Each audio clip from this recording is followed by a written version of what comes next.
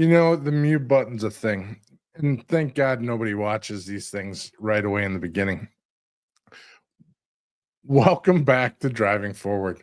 Last week, we had the humbling privilege to participate in Wreaths Across America Day at Fort Snelling National Cemetery.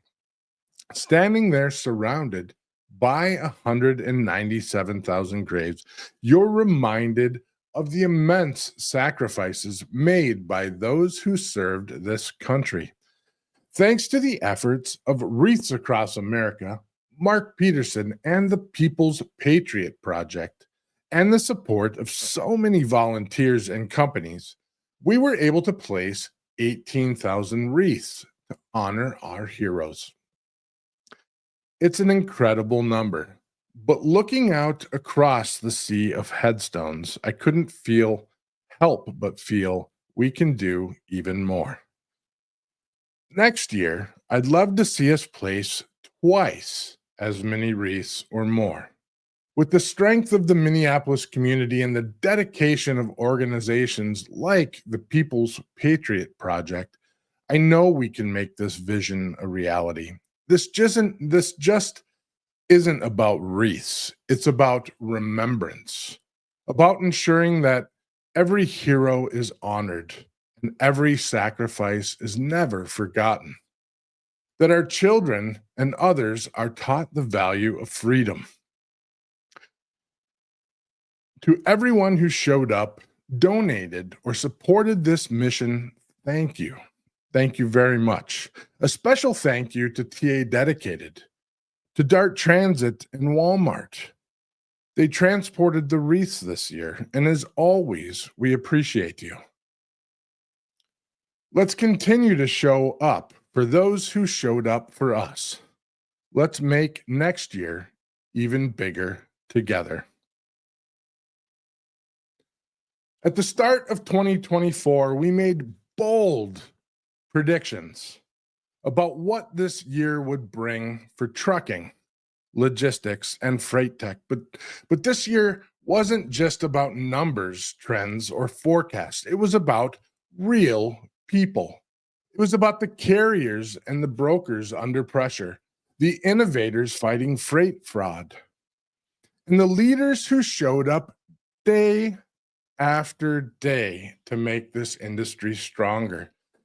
It was about the drivers like Wayne Anderson and Jake Rosier who stood tall on championship podiums. It was about voices like Alex Mai and Matt Leffler who turned podcasts and social media into tools for connection, education, and progress. 2024 reminded us that no matter how challenging this road gets, we are resilient, we are innovative, and we are connected. Today, as we look back at the year, we're not just reviewing predictions. We're telling the story of a community that rose to meet the moments. So hit that share button, turn up the volume, send in a few comments throughout the show, and let's look back on 2024 together. Let's bring in the panel if we can. Yeah. Yay. Hey. Oh, we gotta do our dance. Welcome, everybody. Welcome. Thanks for having me. Yeah, thanks, Jeff. Thanks, Jenny. Thanks, Bain, for coming on board. This is our panel from a year ago, actually just less than a year ago. So it was in January. And the podcast this podcast still is young. We just hit a year ago, a year old a month ago. And it feels like we've been doing this for a decade. But the reality of it is it's been a year. And so we made all these predictions last year, and to be honest with you, we nailed most of the predictions, and we're only missing one person, and we're missing Alex Mai, and it's Genevieve's birthday. So Alex's wife, and happy birthday, Jenna. Yeah, birthday. So Yay. wish we could celebrate Jenna's birthday with her, but I hope they're having a great time today.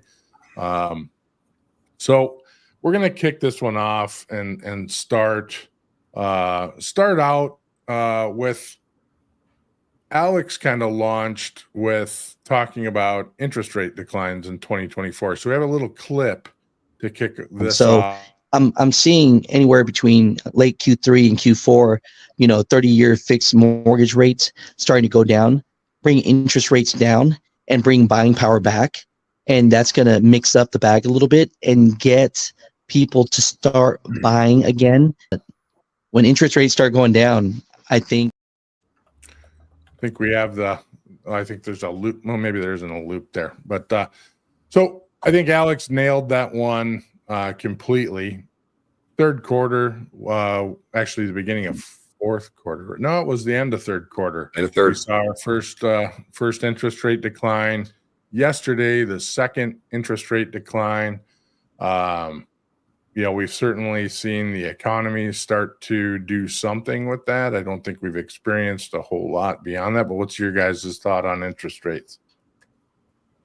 I didn't They're even interesting. know. I didn't even know. Maybe I'm under a rock, but not quite feeling it yet as much as I think we would want to. Fair enough. So Jenny's got her head in the sand, is what she said. Well, I think all of us anticipated that it would be maybe a little earlier in Q3 that we would see them, and we might even have seen 3 total interest rate declines. And based on kind of how the Fed's been doing that, they seem to be going about 1/4 of a point at a time. 3/4 of a point is pretty impactful by the time you hit the end of the year when you got 4 to 6 months of different interest rates. And so that I think is a little bit around what the prediction was, even though again pretty spot on. There was obviously going to be a couple other things in there with the election and some other things that play into the interest rates, and so you certainly are seeing better buying power. You are seeing a lot more consumer confidence. So all the things are trending, but I think I agree with Jenny that I think we anticipated a little oomph behind that versus maybe it's still a little flat versus it's better than negative, but it's still a little flat versus that. Yeah, and I think come January 20th, when a new administration comes in, I think we're going to see a couple more ticks downwards, to try to kick in the economy and start getting it back on the right tracks. Because as it's been 2 years that we've been pretty much off the rails, and we need to get back down and start, sparking up some more business. I mean, we really need it. We're hurting as an industry across all sectors, no matter which way that you look at it, especially the carriers on the road. And if something doesn't happen quickly, it's going to get a lot worse. I mean, I just read today, and you guys probably read the same thing, more bankruptcies, and here we are almost at that turn, and we're still seeing. That one hit close to home, the one that just was announced. So we know those guys pretty well. So, but it's going to continue to happen. And there's, unfortunately, we maybe have hit a bottom from a freight market standpoint, but we're not. The finances will continue to feel that echo for some time. So people have bills to pay, and those bills get behind, and you don't necessarily just suddenly come out of that because times are better. So I feel like some of the conversations are starting to trend more optimistic going into 25, and that's been more recently. So maybe we are starting to see the very beginnings of the interest rate coming down and the impact of that. So, I mean, the conversations are starting to trend to be a little more optimistic. I feel like everybody's ready to leave 24 and 23 and 22 behind. Yeah. We're all ready to move into 2025. And I mean, I kind of want to talk about, I'm going to do 2 points because this is an internal message that kind of just popped up, which is, how's the industry benefiting from a 0.5 point drop that we've experienced so far? Because really a 0.5 point drop with where we're at in buying equipment does not have a dramatic increase it does not benefit carriers that much. But what it does do is it benefits consumer confidence to go out and spend. And so that's how it benefits. Now, it takes a while. It takes a while for this all to kind of wind up. And as the interest rates begin to drop, consumer spending starts to come around. And, whether it's buying stuff for your house, buying houses, buying cars, buying whatever, that starts to come around. Certainly, as interest rates continue to drop further, that's going to have a net impact to buying equipment, and we'll see something there. So, that's an example of that. One other thing that is important, because in 22 and 23, people talked about, you need to have a level of financial discipline to make it through these things. Obviously, we've gone through a stretch that is hopefully we never see again, but it really has stretched out a lot longer than we ever anticipated. So the financial discipline will still need to be there. But I think, Nate, you and I talked about this the other night, where the risk assessment process is going to be adjusted, because there's always going to be risk. And with knowing that there could be these stretches of downtime and downturn, that the way you assess risk is going to have to change dramatically to make sure that you still can make those investments, do the things you need to do to run your business, but also maintain that fiscal solvency that we are seeing, unfortunately, a lot of people, hitting the wall with that. Yeah. And to Jenny's point, and then we'll move on to the next one, because we probably spent a little too long on this one. I'm ready for 2024 to be over. Whatever is going on in social media right at this particular moment. And once again, we can't use expletives. We're broadcasted in areas, but there's some crazy ass stuff going on. And I wake up every day, I look at it, I just cannot believe what I see and read and comment. And I just, it's wild. Like, everybody needs to put their phones down. So I want a dumb phone for Christmas. If everybody wants to give me the Christmas present, I don't want a smartphone anymore. All right. So the next one we're going to go into is the financial pressures. Jeff started bringing it up a little bit ago. We have 2 clips on this. So I'll start with Jeff, and then there's one that came up with me. And this is going to be about a minute and a half under 2 clips. First one's 30 seconds, and then I'll roll with another one that's closer to a minute. So hold on here a second. In this market that we're all working in right now, carriers are one breakdown away from bankruptcy. Yep. That's how Many are. That's how close that it is. You've got the long haul carriers out there that are saying, see ya, I'm going to go to super regional and regional deliveries because they pay more. All right. But do you think the long haul drivers out there are going to make more money?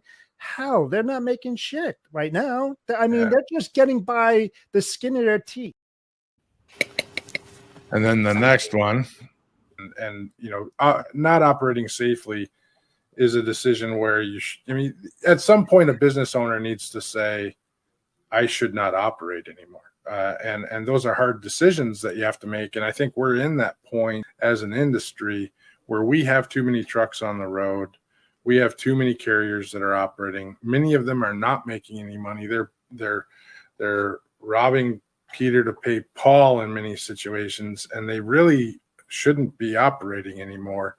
And the only solve here is reducing the amount of trucks on the road. And it's not a great thing to say that, but I don't want anybody to suffer like anyone else doesn't want to suffer. But if you need 200 trucks to do the job and you have 400 trucks, 200 trucks are going to sit.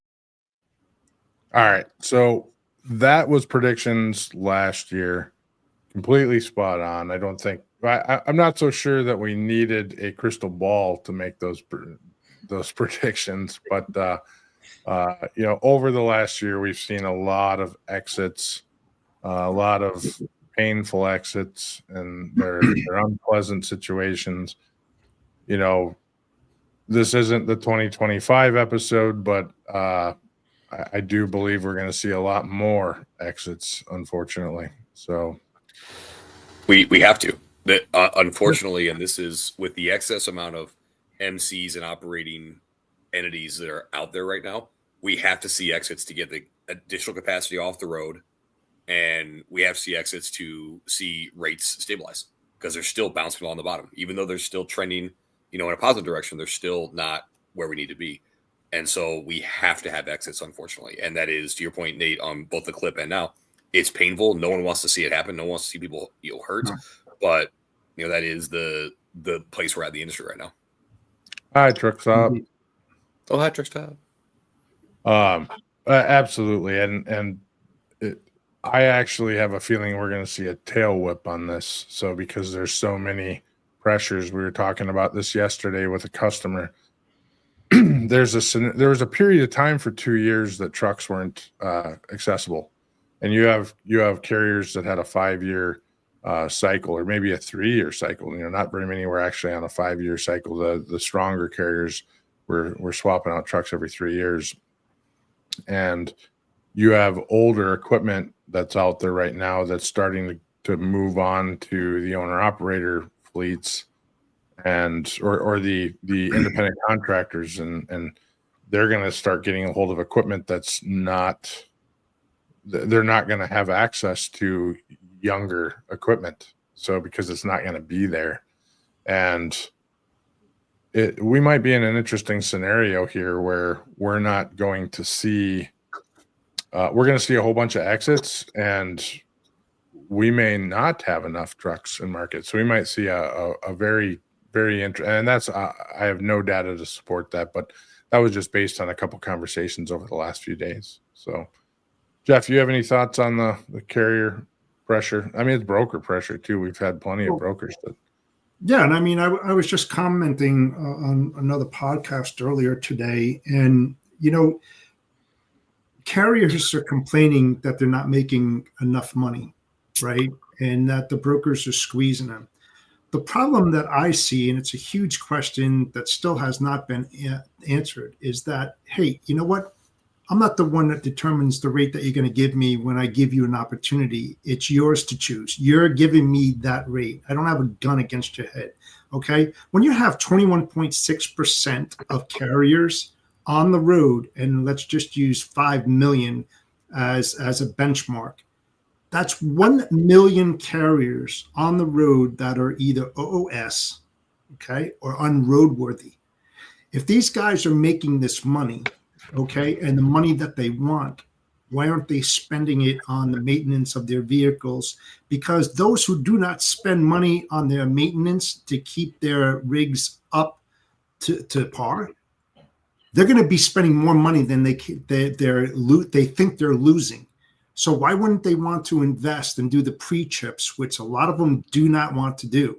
And it's critical, not just on a safety aspect, but on a savings aspect, to identify a small little problem that could easily manifest itself into a very large, costly one when they choose not to do so. So it's still a question that still needs to be answered if we're going to move forward and if the carriers are going to survive. They have to take care of their equipment.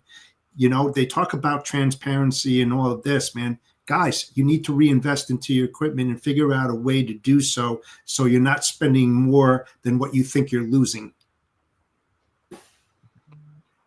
I think that's a perfect segue into the next one, unless Jenny has a comment there.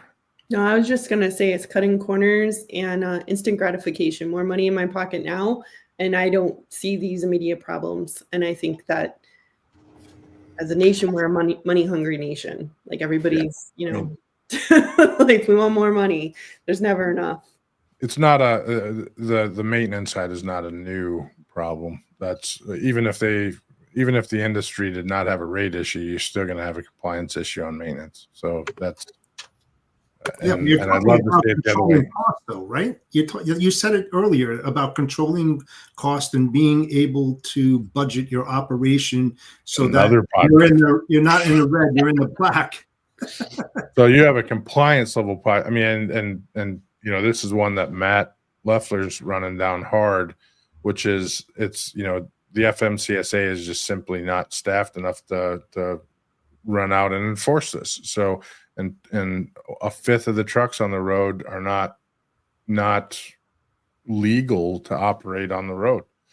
Now, is it a money thing or is it a laziness thing? Is it just simply that they're not that right? It could be both, but the money thing, someone that has a level of integrity and is running out of cash to be able to support their truck is only going to run it for so long before they say, I'm just not comfortable doing this any longer. Someone that is going to cut corners to operate is eventually going to just continue to cut those corners, even if they have the money, and that'll continue on forever. So, so this is not a cash situation with that, the maintenance side. This is just a business decision that people make. So, well, it shows irresponsibility too, Nate. It really does, because listen, you got a family, you probably have kids, so that just tells me, hey, you know what? They mean nothing to me. You know, I'll go out on the road, I'll kill myself, and maybe I'll take out a family of 4. So what? You know, I'm putting money in my pocket, and let's see how it lasts. Wrong mindset. Sorry. That's a soundbite right there. Yeah, there you go. There you go. There's something. So, all right, the next one was collaboration and knowledge sharing, and Jeff popped this one up, which you talked about rates.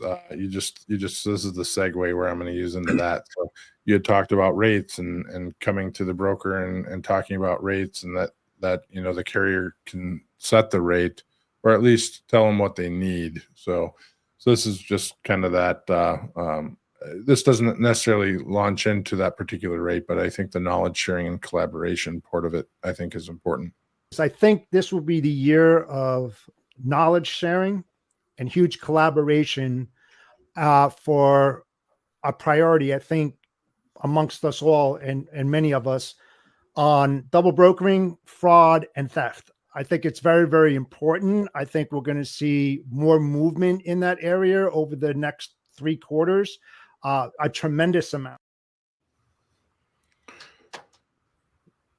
Once again, I think that's an easy. That we've seen so much discussion happen around those spaces too. So, any thoughts on that topic? I think with collaboration, as people talk about it, it's not overused. It's getting there. It is becoming very buzzwordy. But when you talk about collaboration, you talk about the knowledge share, being deliberate about it, making sure that you also protect certain pieces of knowledge. Obviously proprietary information for your business. But sharing best practices, moving the mentality and the thought process away from it's me against the world versus no, it is us against bad practices, against bad actors, against poorly run operations, and ensuring that not only can you optimize your finances, your business, but also you ensure the safety of the motor in public. Ultimately, every person that works in transportation, you have a responsibility to every other vehicle on the road. And so sharing these things ensures or does what we can to mitigate risk and ensure that people can go out, do what they do, whether it's being a professional driver, whether it's working in a warehouse or just driving your car to work, and everyone gets home safe to their families. I'm going to move on to the next one because we're running behind. Yeah, I'll leave that one there. So Jenny brought up podcasts and social selling. I'll run this sound, but it's 50 seconds. Actually, you had an internal. Oh yeah, I suppose that's a good point. So we'll do a quick comment. I think we can talk a little bit about when it comes to collaboration and knowledge sharing. I mean, we launched Freight Movement this year, so I think that's a perfect point. Yeah, exactly. So we launched Freight Movement, and that's a huge thing for collaboration and the knowledge sharing, just kind of bringing everybody together. And there's what I saw, and I'm not saying that we were responsible for that, but I am seeing all kinds of people starting to do these pop-ups all over the place. So it's not necessarily just us, but pop-up events, in local areas are a thing. And I see that happening more and more and more all over the country in all kinds of different formats. So I'm excited to see them happen more. We're going to do them more. We're talking about them more often in all kinds of different spaces and actually putting a fairly substantial budget to it next year. So one last thing on that, Nate. I think one of the reasons why these things are becoming successful, and this is both Freight Movement, the Broker Carrier Summit, is people want to understand and need to understand you're not alone in wanting to do the best things. You're not alone in wanting to run your business properly. And so bringing those like-minded people together, ultimately it pushes you forward and it pushes the industry forward. Absolutely. All right. Podcasts and social selling. We'll go on to the next one. So got to flip back. All right. Jenny said this 50 seconds. I think we are going to see more of this right here. This podcast, the social selling, the video, like this is where it's at and this is where everyone's moving. So you started to see a lot of that pop up in 2023, but I think a lot of companies are just going to start embracing more of the podcast, whether they're joining podcasts or starting their own. And it's also a sales mechanism. People are saying like, hey, put me on your podcast. And, you know, they're able to like sell their services or sell their solution and things like that. So I think the case studies are evolving to be more podcasts and telling your story, more interactive. I think getting together, doing things like this where you're talking about what's going on in the industry, I think that the podcasts are just going to blow up. They're just going to blow up. It's just going to blow up. Boom. So this is a full circle for me because if you guys remember, I think either this one or the one before this one in 2024 was my very first podcast. One before. It was one before this one. So this was my second podcast in 2024. And since then, I've launched my own podcast, Freight Marketing Gurus, and I talk to people in the trucking logistics space about how to go to market in the industry. But also working with clients, kind of how we're going to market has evolved. So just a little insight, having conversations about where we used to do memberships with associations or going to shows or trying to get into publications or purchasing space within publications has turned in, can you pitch me to podcasters? So it's, you know, building these relationships and looking for opportunities to get them to come on podcasts because they have a trusted audience, right? That is their target market, and they want to show that they're part of the ecosystem, and that it's not a cost. It's true thought leadership, right? It's the ability to come on and kind of talk about what you're seeing going on in the industry and share those perspectives with other people and talk about solutions. So that's a more advantageous, attractive channel than maybe some of the historical ones. Not that they're completely gone. People are still continuing to go to shows. People are still, you know, pitching the media. But this has definitely became a media outlet that is very attractive to tech providers in the space, if not, you know, everybody else. Jeff, what's your thoughts on podcasts? You've been podcasting longer than me. Bain, you've been podcasting longer than me. You guys have seen this evolve. You know, it's about sharing your insights. You know, it's an opinion, maybe a suggestion from all of us, you know, how we work and what we do and the guests that we have, on the podcast and their insights. Well, it is. It's about sharing the knowledge. We talked about that so many times. And it's a necessity because it gives people other perspectives of other individuals who have been in the industry. Just another thought-provoking idea that maybe they didn't think of. And they take, you know, your advice or your advice and they say, you know what, I'm going to try that and see if that works. Why not? You know, and I think that's why a lot of people do this. You know, it's not ego-driven or anything like that. It's just, hey, you know what? It is what it is. Here's my experience. Here's my suggestions, my options. Do whatever you want with it. It's up to you. Yeah.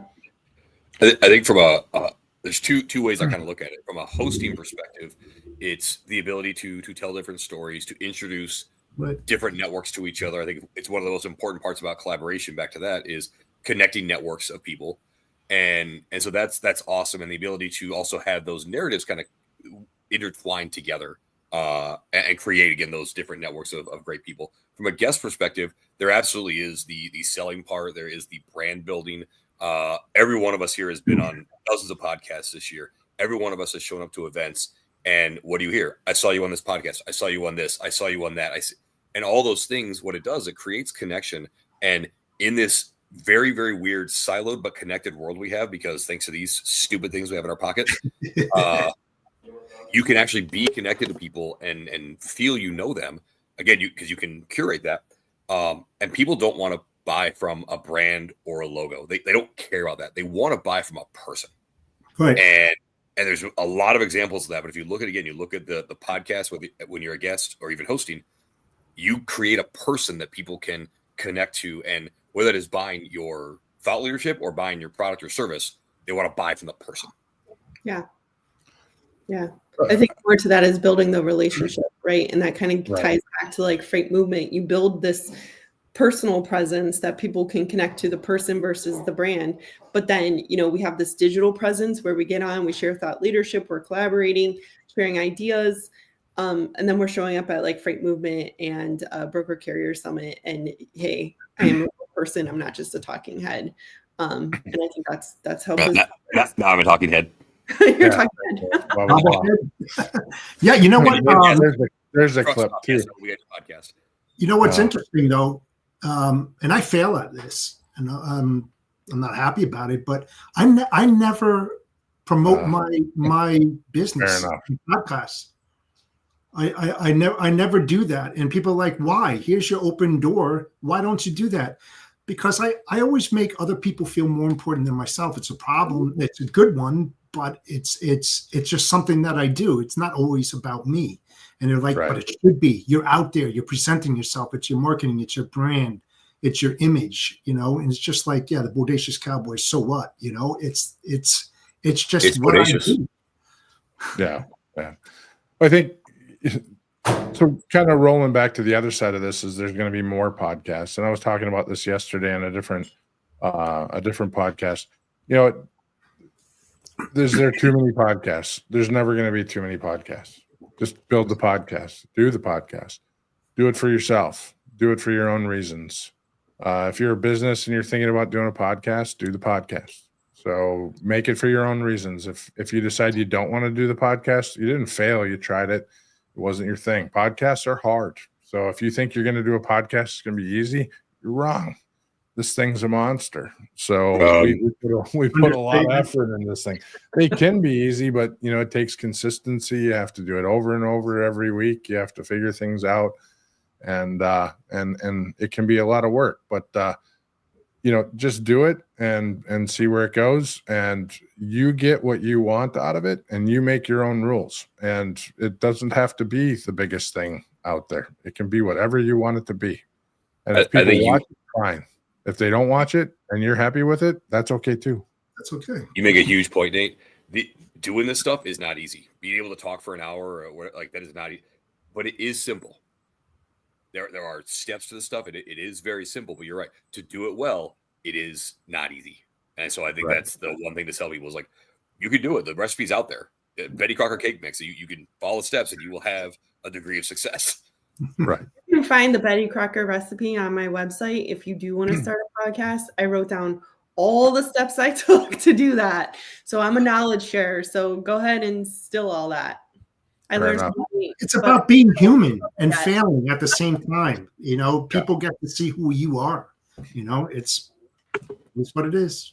We're gonna go to a quick commercial. We lost Bane due to workers outside. He was afraid that was gonna happen. So I don't know if he's coming back or not. But we'll see what happens. So we'll come back, do quick minute and 15-second commercial. If your fleet's downtime looks like chaos, you're missing out on GLCS. In the fast-paced world of trucking and logistics, time is everything. Meet GLCS, your expert partner in managed IT services. We integrate seamlessly with your team, bringing seasoned IT professionals with deep transportation and logistics expertise. Imagine your software updates running smoothly, complex issues resolved quickly, and operations humming with efficiency. GLCS has your back. Our support doesn't just fix problems, it prevents them. With our industry connections and proactive approach, we keep your trucks rolling and your brokers working. Think of us as the added resource your company needs to unleash its full potential. Visit glcs.net today and keep your business driving forward. GLCS, where efficiency meets expertise. Remember. Honor. Teach. Give the gift of remembrance. Sponsor a $17 Veterans Wreath for an American hero. Learn more at wreathsacrossamerica.org. And we are back. All right. Before we get too far into other things, I got to pop this one out there. And it's a post that Charles Gracie put out. Actually, him and I were texting as I was on a plane last night. Jeff, you commented on it as well. No. Yeah. This got me going. And I just got me going too. So this guy posts something on Facebook Marketplace first, and it was a heavy-duty warehouse driver guest check-in cage. And at first, Charles posted it, and he's like, this guy's selling a driver guest check-in cage. We got to light him up. And so I said, wait a second. That's just weird that he would call it that on his own. So I Googled it, and you can buy these things. Actually, Uline sells them and calls them driver cages.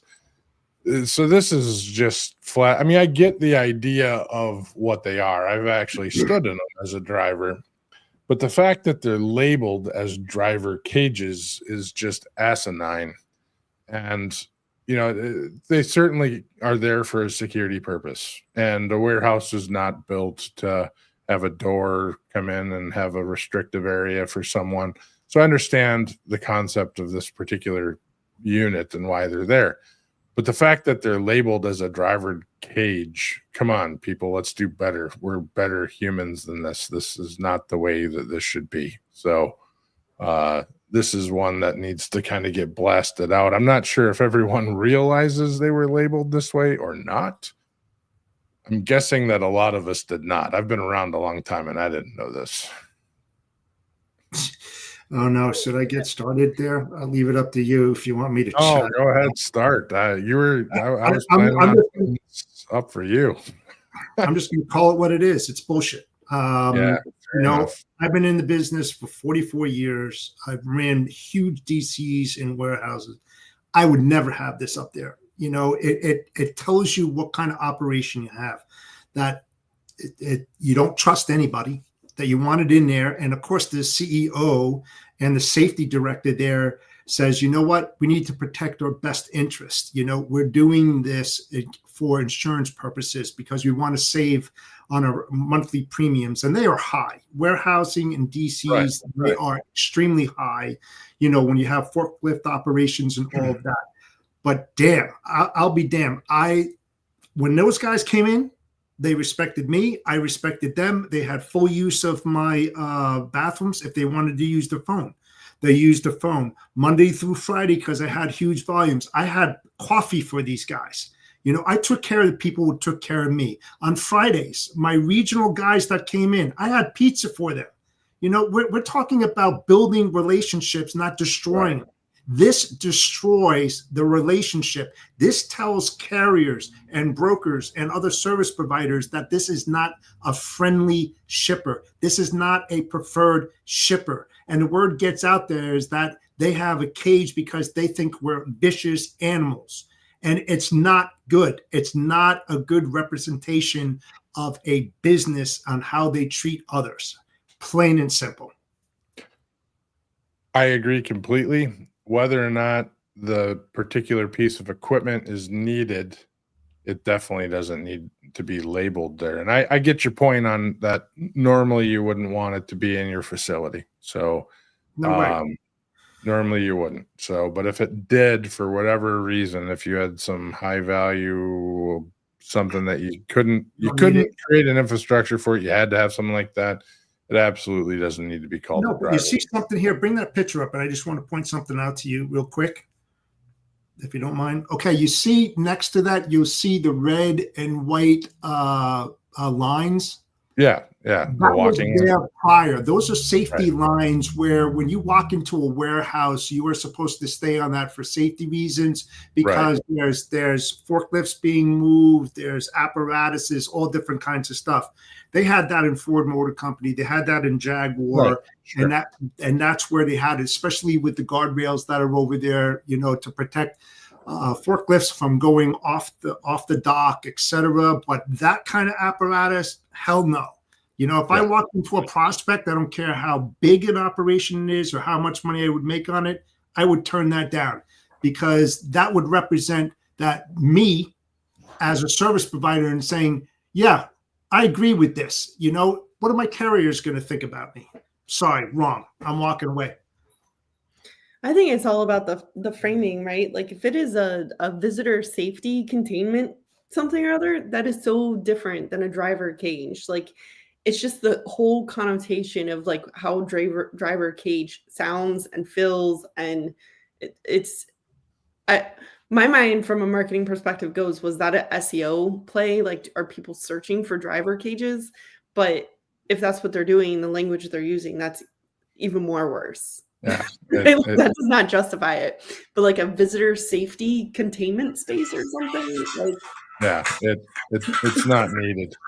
No, it's not needed. So, all right, let's get back to our review of 2024. So moving next, and we can probably go into what actually happened here after this next one, if anybody has some topics that they want to bring up.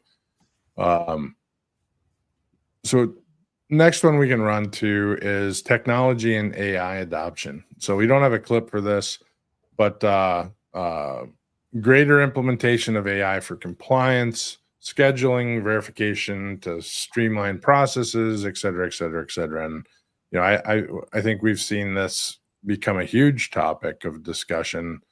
I think there's a variety of solutions that are out there. I think that the industry is looking at, you know, how do we apply those and what's their long-term benefit? And are these companies going to be strong, or is there going to be market saturation with all of them? And there's a variety of different companies that are out there. At F3, we saw, well, the majority of the people that were there were all, well, you have Happy Robot, you have Fleetworthy, you have Q'd, you have all kinds of different companies that are playing in the space, and all kinds of different use cases. And I think Chad Olison recently said we're going to see a lot of verticalization out of them, meaning they're all going to find a use case and they're going to sort of build a wall around that use case and become very good at it. But what's your thoughts on the technology and AI adoption over the last year? It's been huge. Like I feel like the technology providers that are leveraging AI are getting more sophisticated, they're getting faster, they're providing a better solution, and they're solving real world problems like the double brokering and stuff like that. I did demos of some of these solutions and they sound like people. And that's really cool and also really scary because you never know if you're actually talking to a person.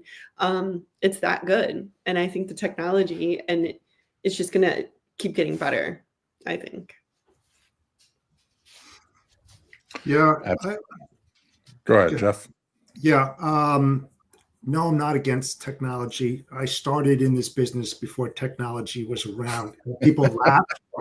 No, people laugh. But I get it. When you think about it, okay, I went with the flow. I'm always educating myself and gaining knowledge, even being in my almost 45th year of the industry, because if you don't learn something new every day, you'll get lost in the shuffle. That's how fast technology is. The problem I have with technology is it's the way that it's being used. Okay. I mean, AI, I'll just be blunt. AI is good, but the technology that's being applied to it doesn't have a heart, a soul, or nor does it have empathy.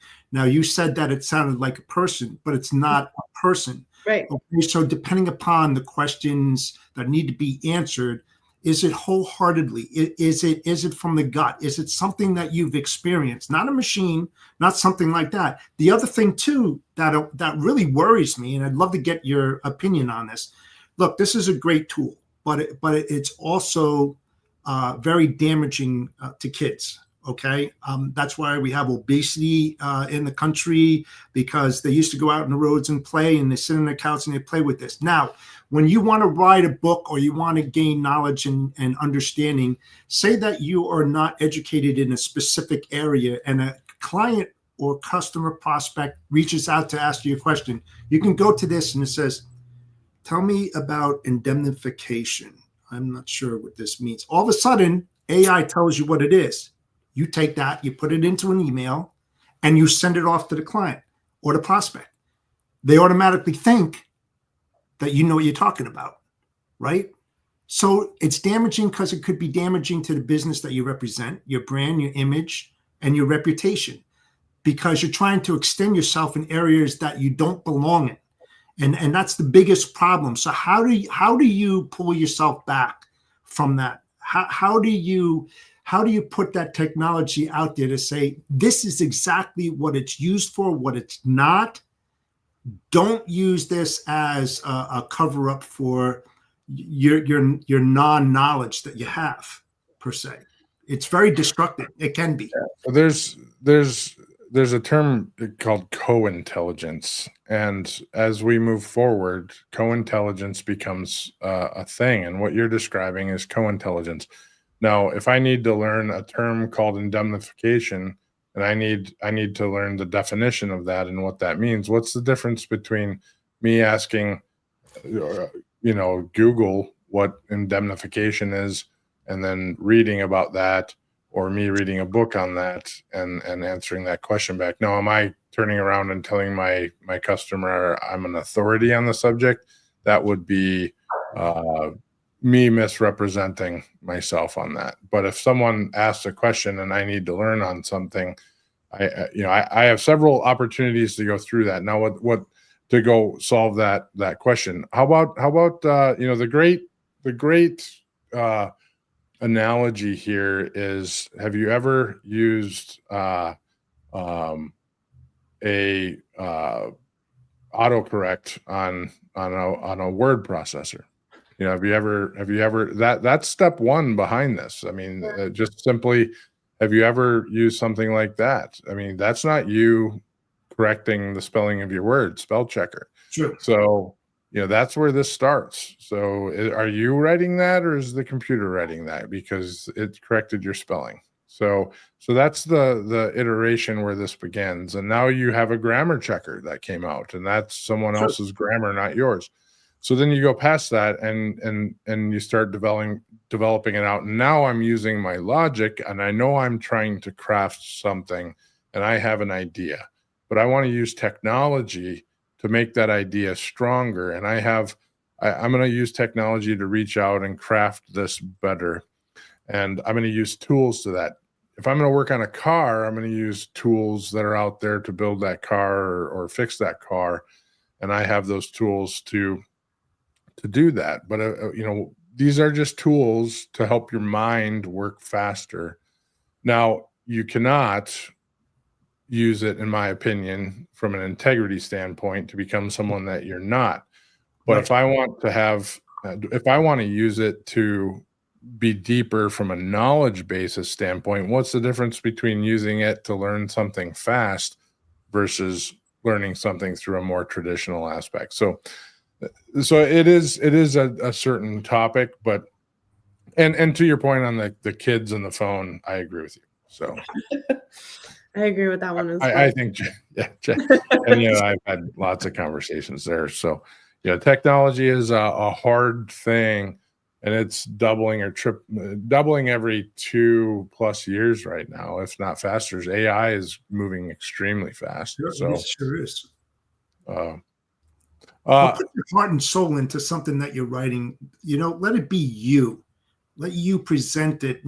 Don't copy it verbatim and then put it into an email and send it off and not read it. It's just like, okay, I got it, and send it off. And then all of a sudden somebody gives you a call and starts talking about it. And it's like, what? I'm in trouble. So that I agree with you on too, is just because you learn something doesn't mean you should copy and paste it into your email. And, in the ever-changing world of transportation and logistics, we have this going on, and I'm going to delve into that and blah, blah, blah. There's a million reasons where the LLMs are right. They open with a particular thing. You should definitely craft your knowledge and write your own thing. So I concur. There's different types of AI too. So we talked about like search, which is like the same as Google. We talked about like writing for you. And then a lot of tech today is that AI plus automation, where it's like it's just having the conversation for you. So I think there's various degrees of AI, right? I think my kid did it the other day, asked a question, they went straight to ChatGPT, like it's the new Google. Like it just it is, right? And I don't have a problem with that. I don't like when don't use AI to be Google. It's not there yet. So just if they're using it to Google things, it is not the same. We're looking for science terms.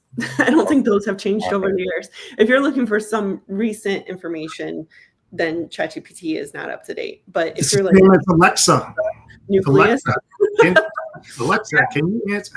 So I mean, that's my son. He doesn't even type anymore. He just talks. See, that's a skill that's a critical skill that's gonna, diminish that ability to do so. When you're asking questions and having things do it for you, it's just like it's mindless. It's I don't know. I met this one guy that's really big in AI, and I can't remember his name. And he uses a software that he presses a button and he talks, and it just types for him, and it makes him really effective and fast. It's still his words, but it's capturing all that, and he's able to get all the thoughts out instead of kind of getting stuck thinking about it and typing it. So dictorial. I know what you're talking about. It's a dictorial type app where they'll put the commas in there and everything like that. Instead of typing it, it types it for you, but it's you that's using the tool to do it. Yeah. Sure. Yep. Yeah. So all right. So I'm gonna do one more thing here, and then we're gonna move on to see if we have anything else that we want to talk about that maybe we didn't touch on. But so the one thing that we missed in January is VC and PE funding return. I don't feel like we really saw that come back to what it was in 2022 or earlier. We had talked about, and I don't think we have a video on that. I'm not sitting on the right screen, but I'll look. We don't. So we kind of locked that to interest rates had to drop to a certain level. We maybe are seeing VC firms starting to write some different rules about how they're engaging with investments at this particular point, but we're certainly not seeing it return to what it once was yet. So, and we had said that we may see that happen and didn't see it happen. So, so outside of that, we can talk about stuff that we didn't predict. So what did 2024 bring that we want to talk about? Anything? Ooh, a lot of brokerages that were folding up, that weren't hitting their numbers or didn't budget themselves well. Very, very tough for the brokers out there or service providers in general. The ones that did get over the obstacles and the barriers, they did okay, but they're surviving. That's why everybody's hoping for the new year that, the predictions you heard, the first quarter, maybe the second quarter, things are going to turn, because it's not going to turn on a dime. I think everybody can agree to that. It takes time to build up to that. And as we were mentioning earlier, there's got to be an exodus of carriers first to tighten up the capacity and start, getting those rates to go up. And then with the new tariffs and everything in the new administration, hopefully that will see more influx of freight coming into the U.S., outbound, inbound, all that kind of stuff that will help us get to where we need to be. This has been excruciating the last 2 years, very excruciating. And it's a sad, to say or see all those brokers and good people that went out of business that really tried, to ride that wave as much as they could. Yeah. I would kind of echo with that too, is the M&A at the tech provider level. So some of that was just really surprising to me. I didn't see it coming, but BestPass, Fleetworthy, DriveWise, recently Trucker Tools, DAT, Platform Science and Trimble, some of that stuff. I thought that was a little surprising, some of those. So that I wasn't surprised with. We didn't really talk about it, but there is back in January, but I actually expect that to go into high gear here. So that that we expected early. Some of us expected earlier in 2024, and I expect it to start happening a lot more right now. The industry finally caught up. The downturn finally caught up to the tech providers. So, and the acquisitions are in many cases not. They're a win for one side, but the other side is not in all cases, but in some instances are not our survival place. So, that they have to sell. And in other cases, and I'm not super familiar with the Trucker Tools being acquired by DAT. I'm very familiar with Trucker Tools, but my 2 cents, and this is one that I kind of wanted to talk about. My 2 cents on the Trucker Tool acquisition by DAT is I haven't been excited about DAT in forever. And other than Ken Adamo is a great guy, I just think he's extremely intelligent. He's giving DAT a face, and he's in general, when I interact with him or I see anyone interact with him, I usually respect that. But I feel that DAT's acquisition of Trucker Tools was an extremely good move, and not only for their solution, but for Trucker Tools people. And so my message for DAT through this acquisition is they've potentially made an extremely game-changing deal here, and that they need to do something dynamic with it and come out and be amazing. Not just be DAT. So there, I'll mic drop that one. So sorry, Truck Stop, if you're still watching, but that was my thoughts on it. The other acquisitions, I think there's some that are positive and there's some that aren't, but there's a lot on the freight tech side, and I expect that to continue on. We've seen every day we get on LinkedIn, there's something crazy going on in freight tech. So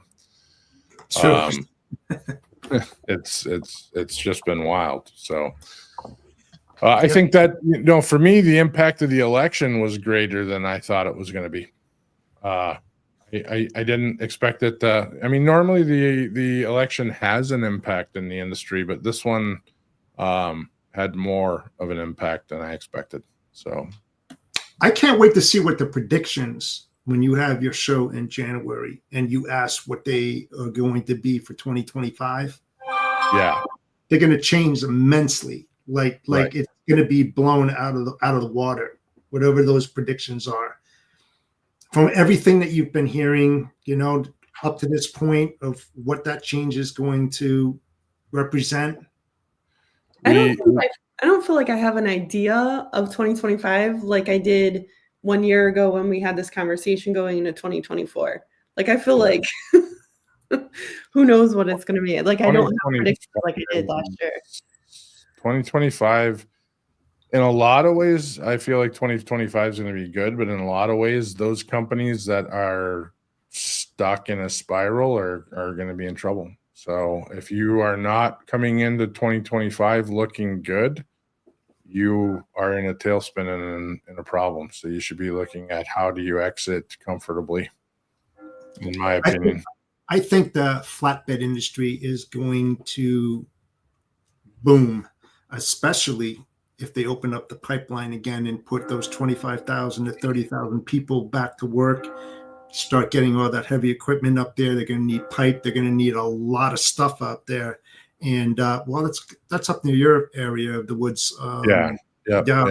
And I can see that being a real hot spot, if that opens up. And then you think about, hate to say it, all the immigrants that are going to be going south, no pun intended. But I mean, there's just so much stuff that's going to change. That's definitely going to impact the industry. If it happens. So that's the other side. So, and I don't know on 2025. So what if we lose TikTok? We're moving to TikTok. We'll find out in January. Bingo. Hello. All right. Well, hey, we're going to have to wrap this one up. Do you guys want to tell everybody where they can find you? Sure. So CEO of Virago Marketing, co-founder of Freight Movement. You can find me on LinkedIn, and you can check out the websites, freightmovement.com and viragomarketing.com. Did I say my name? Jenny Malafarina. Should have started. And you can find me, the Bodacious Cowboy, on many different podcasts, including my own, which is This Old Doghouse Logistics Podcast with my good friend John Brewer on Fridays, or every other Monday with Christy Knichel, which is the Storytelling Chronicles, empowering women into logistics. You can also check me out on LinkedIn. I'm always I'm putting content out there, always commenting. So I'm very easy to find. Yes, you are. And when you put your beard back in order, whenever that happens, you're even easier to find. So, hey, did you notice real quick? Last year, I didn't have this either. Right. I did notice that. And it was, the problem is these hours go by way too fast, and you never have time, you just never have time to get through all the stuff. So, yes, but it is what it cover is. 7 of the 10 topics today. we didn't get through all of them, but I knew we wouldn't. So, but that's okay. I think it was a good wrap up. 2024 is over, and or almost over, at least. And we're checking out. So this is my last podcast of the year. Whoa. and I might do a video or something saying Merry Christmas or something like that, which, we've got this nice background that Natalia put together. So that's great. We need to use it at least another time or two. So I'll probably put a video or something like that together, but I appreciate you both coming on. I'll wrap it up. You can hang around if you want, or shouldn't take more than a minute or two. But if not, Merry Christmas to you, and we'll catch you on the flip. Thanks for having me on. All right. All right. Next episode. Let's see. I guess we have a setting off there, so we're not seeing a background. So, but let's see if I can fix that. But next episode, January 2nd, we're doing a best of. And I have to say, this best of is going to be pretty epic. I think that's the wrong one. So, oh no, that is there we go. We got it right. So, yeah, okay. So this one's going to be pretty epic. We've gone through all of our videos and reviewed viewer engagement throughout the videos and clipped out the top stuff into one episode. So this truly is the best of the Driving Forward podcast. So that'll be running January 2nd. Until then, we'll be tapping out. So January 9th, we're going to kick off the year with our 2025 freight market predictions. And we have one heck of a crew. So join myself, Grace Sharkey, Chad Olison, Don Everhart, and Robert Bain. And we're going to chat about 2025. I'm super excited about this one. There should be some good insights here. Following that, January 16th, due to popular demand, we're putting together a freight fraud panel. Stay tuned as we finalize the guests on this one and as we put it together. January 23rd, we're talking with John Hausladen, the president of the Minnesota Trucking Association. I've known John for quite some time. GLCS is a member of the Minnesota Trucking Association. I've been a member of the Minnesota Trucking Association for the better part of 3 decades. So excited to talk to John about all things trucking. That should be a good episode as well. If you're going to Manifest and need a ticket, please use our code, freight movement code. So go to manifestvegas.com/freight, FR8 MVMT, and save $200. Speaking of Manifest, Freight Movement and Broker Carrier Summit have teamed up and will be holding an after-hours event. We'll have some details out very, very soon. We actually just locked in the venue. So it'll be a 3-hour event. We can handle quite a few people. If you're interested in sponsoring an event for freight movement, reach out to us at drivingforward@glcs.net. So with that, I want to wish everybody a very Merry Christmas. Stay curious, stay informed, and keep pushing the boundaries of what's possible. Until next time, drive forward with purpose and innovation. Thanks for watching.